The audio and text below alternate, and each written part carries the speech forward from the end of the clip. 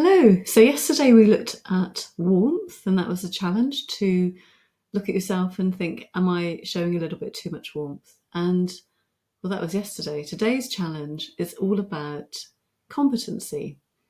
So do I need to increase my competency? And I'm just going to give you 3 ways to do this, typically in a meeting.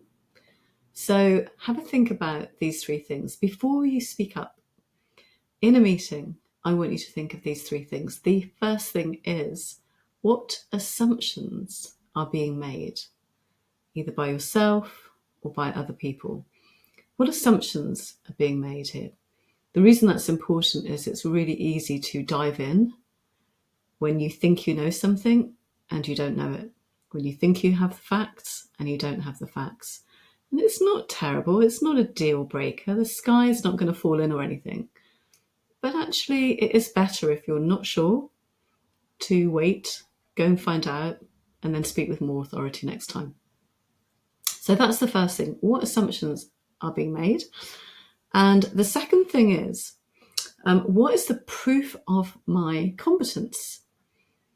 And what I want you to do there is speak in terms of, so in my experience, or when I went to spend 2 days with that team, what I observed was, and so you're not just positioning a view, but you're saying why you should be listened to.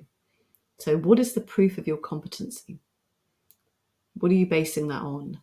The data says, when I've had a look at the reports that we've done over the last 6 months, can you see how that really increases competency and makes people around think, okay, this person knows what they're talking about.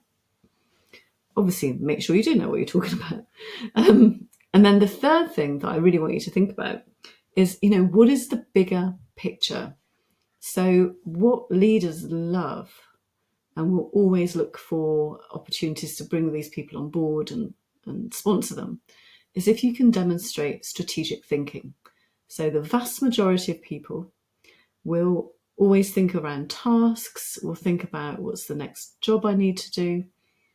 And a skill that's really missing in organisations is the ability to take a step back and say, so how does that link with strategy? So we had some strategic direction last week, and I'm trying to think about how those 2 things link. Is it okay if you could explain that? So even if you don't know the answer of how it links with strategy, displaying that and asking respectfully for that to be explained to you shows that you are thinking differently to everybody else, and that you're able to take yourself out of the weeds and lift yourself up. And guess what? Very, very important leadership trait. So today, that's your challenge, those 3 things. If you're going into a meeting, either today or the next few days, but today I want you to think about those. And here's another thing. If you've been at a meeting in the last couple of days, then have a think about, if you did speak up, what would you have done differently now that I've given you those 3 points?